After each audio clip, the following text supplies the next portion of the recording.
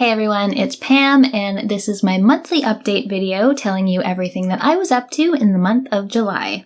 So, for updates, I just wanted to talk some channel stuff a bit. It's strange when making videos that you really never know what is going to take off and what either isn't going to resonate with people or what YouTube is going to decide it doesn't particularly want to share with people. I've really been enjoying making sort of shorter NES reviews again and doing those a bit more frequently. When I made my Super Spy Hunter video, I was convinced that it was going to do really well just because I thought it was a fantastic game and people would want to know about it, but it did not that well, to be honest. But then Abadox, which I thought wasn't going to be as interesting, just generally my shooter reviews, even though I really love shoot 'em ups, they don't tend to do as well on my channel. But that video sort of really took off and it's at like 20,000 views now, which is awesome. I just want to say to anyone who shares my videos on Reddit, thank you so much. Abadox was shared on Our Games, which is where a lot of the traffic came from. Very much appreciate that. If you're watching and if you belong to any subreddits that you think might like any of my videos, shares are always appreciated. Sometimes I can get more views from Reddit than from within YouTube itself. So I don't know, channel traffic is kind of funny that way. So I do have a number of longer videos of longer games in progress. Sometimes, for some of them, I have the game still in progress. For some, I'm on the research stage. For some, I'm on the scripting stage. But it's been fun just doing sort of little NES games that I can finish playing in a couple hours and write a script for fairly quickly and getting more of those videos out. I'm really just enjoying exploring the NES library a little bit more and finding those hidden gems and games that I just wasn't familiar with before. So I'm going to get right into pickups now, and just like last month, I picked up way too many things. Been doing too much game shopping now that stores are open again. So what will I start with? Actually, I'm going to start with the only non-game pickup, although it's game related.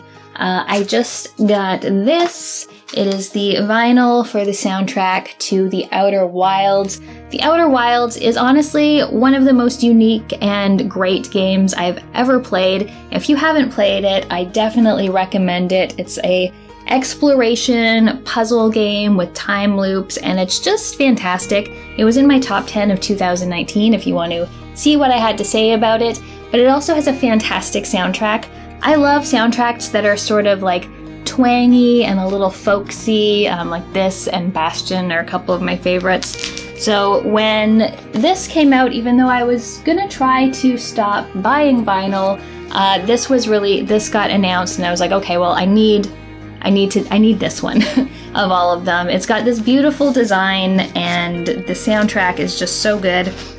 Something that was a little bit on the annoying side, see, it's even got like the notes for the songs that the explorers play. It's just a really nice soundtrack for a really nice game. But this is from I Am 8-Bit, and it sucks getting stuff shipped to Canada. It is really expensive. Like, shipping was $20 American for this $40 vinyl, which is a lot of money in Canadian. And when it finally got to me, it also had a customs charge, so I had to pay not just like $30 for shipping, but also $15 customs charges. And the real kicker was that when I opened up the vinyl, printed on the plastic label, made in Canada. So I got to pay customs to ship something to Canada that was originally from Canada, and that sucks. But I'm happy to have this, and yeah, let's look at all the games now. So I picked up another stack of NES games. These were all on the cheaper side, but they were games that I don't really hear too much about and I had never played before, but I looked up little videos of them while I was in the store and they looked interesting. The first is Captain Skyhawk. And of the ones I picked up, this is probably my least favorite.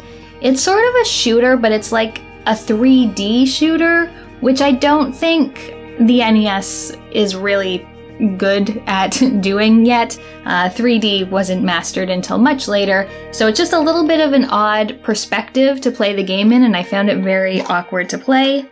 The next one is Dragon Power, and this is like a top-down sort of almost Zelda-like, but you play this little kung fu guy who just goes around kicking various monsters and things. I didn't get too far. I just popped this in for 5 minutes. The next one is King's Knight, which is by Square, and I hadn't heard of this one before, and it's on the odd side. Like, it behaves like a shoot 'em up, but the environment is much different. There's all these like destroyable things in it, and you can like find various power-ups as well as some like power downs, and I think there's 4 different characters that you play as, so it's apparently combines like a little more of the RPG elements with a shoot 'em up, but I didn't do very well when I started playing it. It's one of those games where I really think I need to read the manual in order to totally understand what's going on.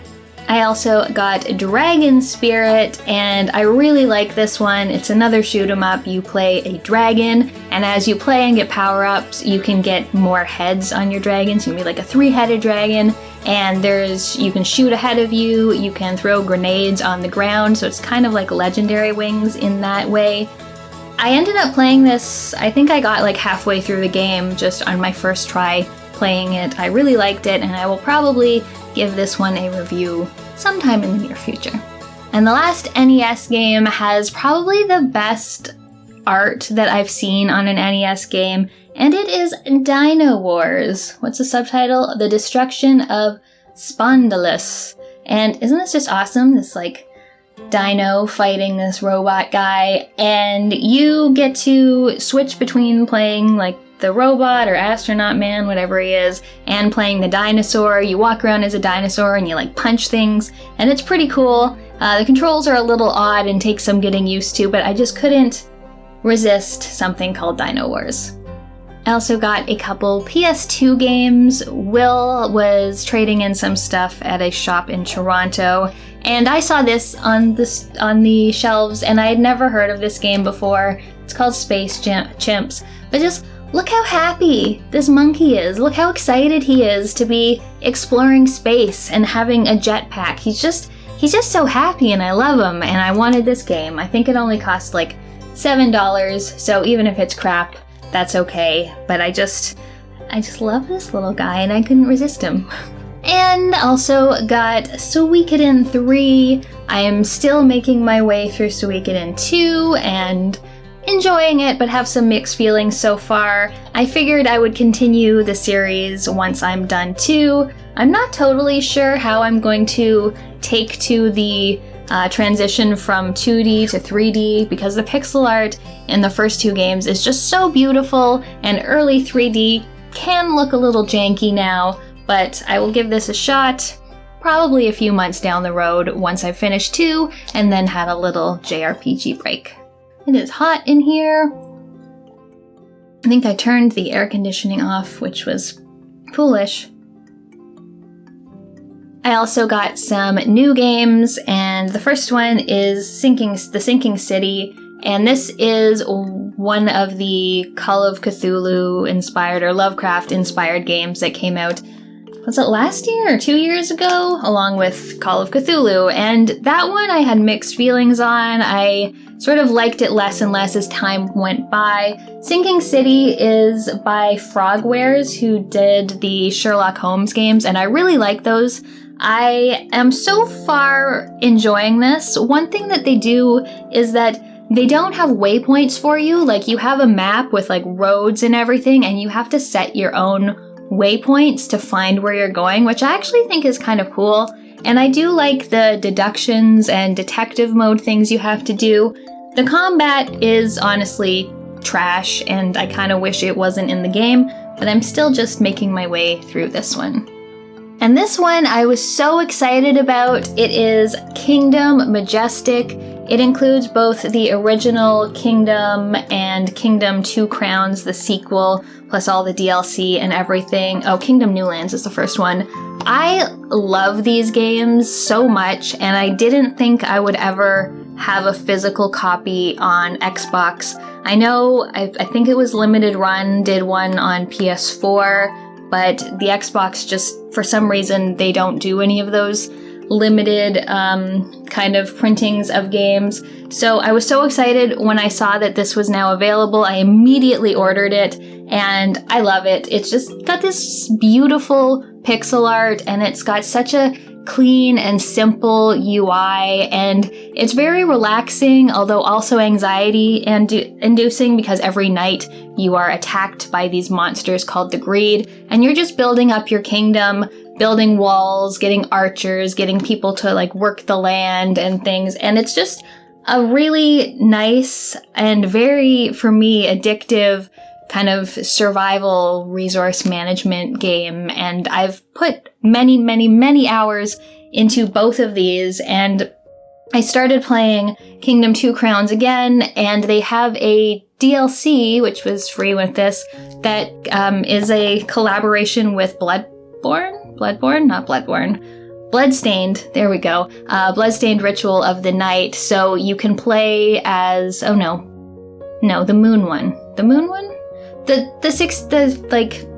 pixelated one. Sorry, I feel like my brains are scrambled here. But you can play as the 4 characters from that game in here, and they also like make some updates with like the mounts you can have and things. So love this game, and so excited to have a physical copy on Xbox.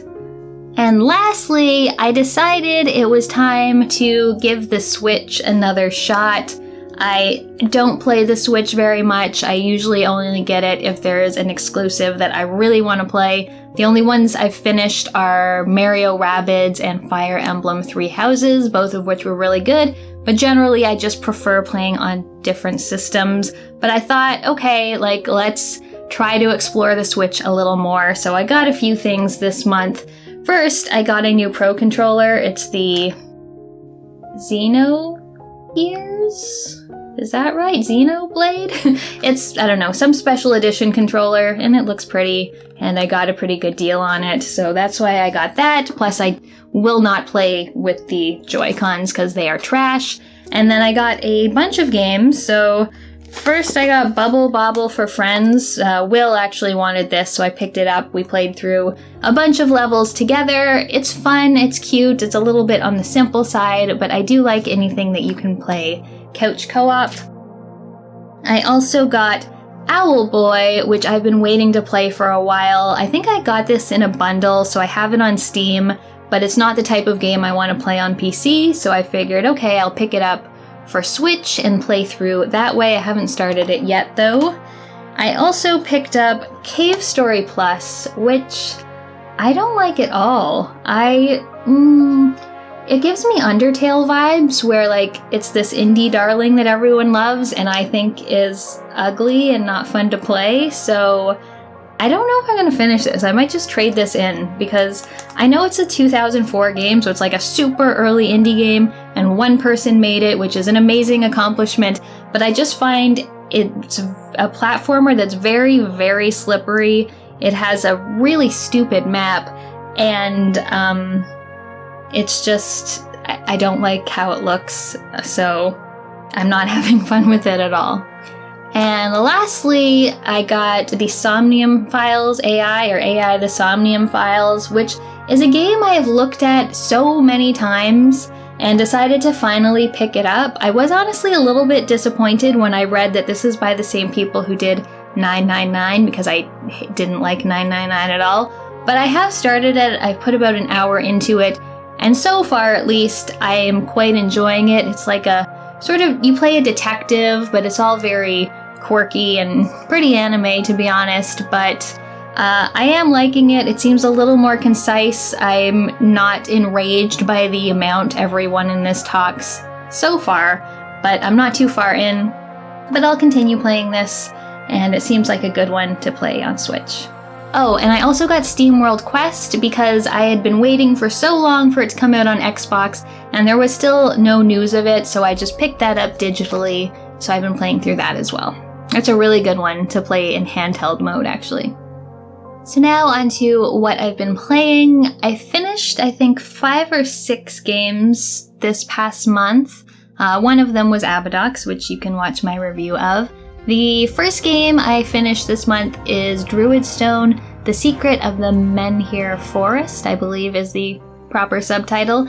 And this is made by the people who did the Legend of Grimrock games, and I really liked those. And this one is a bit of a different kind of genre where it is a tactical turn-based strategy game. It is not an RPG, like there's no going around and talking to people and doing quests. You basically just get this overworld map where you can go sort of from mission to mission, and you have different objectives in each one and bonus objectives that can give you either more gold or more experience points or more points that you can use on abilities for each of your characters. And I thought this game was really excellent. It was quite challenging at times, especially for those bonus objectives, but I liked the tactics in a lot. The different abilities were quite interesting. I liked the different characters, and some of the enemies were very challenging to fight. There's always like chests that you can collect, and whether you're gonna risk going for the chest or just do your main objective to like get out of there before you all die. It was really good, and there were some very clever missions. So if you are looking for tactical combat that is really just the tactical combat plus some story stuff that you can actually skip if you want to without like the whole trappings of a big RPG, I definitely recommend that one. I also played through The Messenger. I think it was added to Game Pass, and that's why I finally decided to play it. I've heard nothing but good things about The Messenger, and overall, I liked it. I find that the game is an excellent action platformer. It actually reminds me a little bit of Shovel Knight. It's very competent in its design. The mechanics and the controls and the movement are all very fun and satisfying. The boss fights are good. I really, really liked the first, I would say it's about 20% of the game. Slight spoiler warning here, but one of the big things about The Messenger that I always heard was that you get to a point and the game like changes. And they talked about like a graphical change, which honestly, I don't know if this is embarrassing to admit or not, but I did not notice a graphical change. I was thinking when they said that it was going to be like from pixel art to modern graphics or something like that, but instead it was like from 8-bit style to 16-bit style, and I didn't notice it. I played for hours and I was like, when is this graphical change happening? And then I did some reading and I was like, oh, it happens every time you go through these time portals. I didn't even notice. But the other thing it does is that it changes from an action platformer to more of a Metroidvania style thing. The map really opens up and you have to go and collect certain things that give you access to other areas. And I don't think it's a good Metroidvania really at all. Like the traversal and the combat is still interesting when it switches over to that way, but there's just, I don't know, there's something about the map that makes it not fun to explore. I generally didn't know where I was supposed to be going. There are portals that will take you to different areas, but there just aren't enough of them. And for so much of the backtracking that you need to do, it just gets really repetitive and tedious, and I just don't think they really captured what makes a Metroidvania good. So I didn't start to get really tired of The Messenger before it ended. There was still some really good parts, like still some boss fights and some of the platforming sections that were a lot of fun, but just the opening up of the world really didn't make the game any better than what it started out as.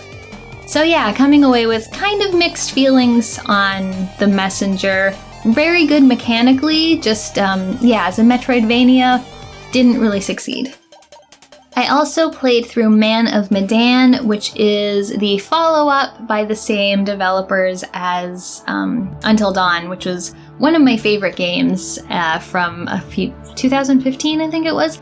And Man of Medan didn't succeed for me like Until Dawn did. I didn't like most of the characters.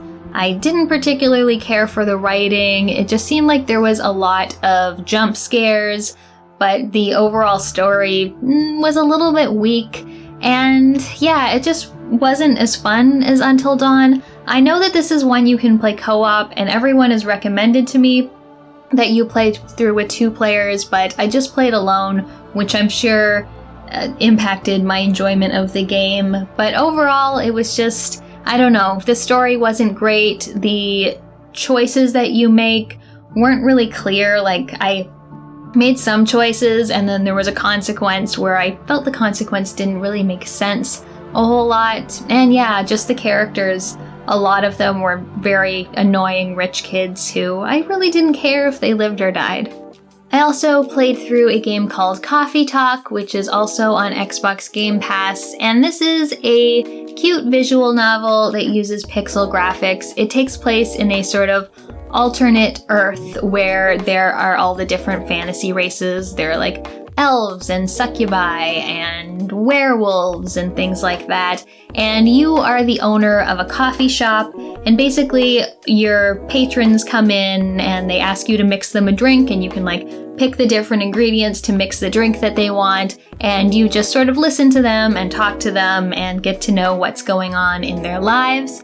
Overall, I thought it was very charming. It wasn't too long. There was some really good characters that I liked, including an alien from outer space who was a pretty cool character to learn more about. In fact, once I got to the end of the game, something signified that I had not experienced everything yet. So I'm not sure if there's a new game plus or if it was hinting at some kind of sequel, but what I did play and what I saw was really great. And yeah, it was just a very charming kind of chill game, and I really liked the mixing of different coffee and tea drinks. That was kind of a neat thing to do, and I found it very relaxing.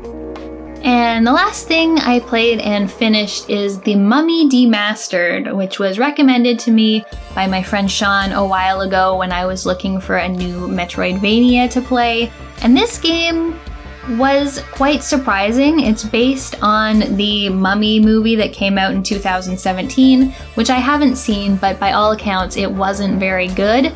But I just thought they went a really interesting way by making a pixelated graphic Metroidvania game tie into that movie, which was really cool.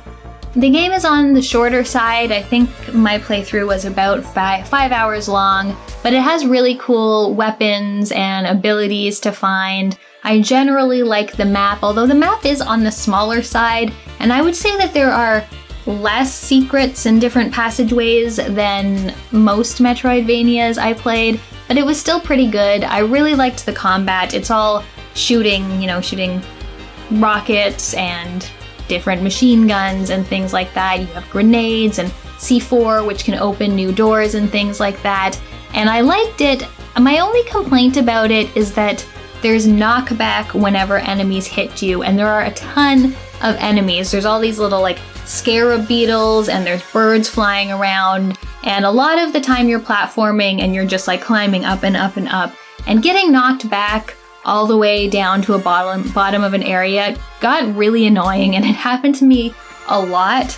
But there is an item you can find that can reduce knockback or eliminate knockback, and then the game feels really easy actually when there's no knockback to worry about. But it was cool. It also goes the sort of Soulsy Hollow Knight thing of if you die, you drop all of your abilities and upgrades and everything, and then you have to go back and fight your corpse in order to get them back, which adds some extra challenge to it. Overall, it was pretty good. I was actually really surprised that a Mummy movie tie-in game was so fun to play. So that is my update for the month of July. Leave me a comment and let me know what you played or anything interesting that you picked up. Thank you for watching, and I'll see you next time.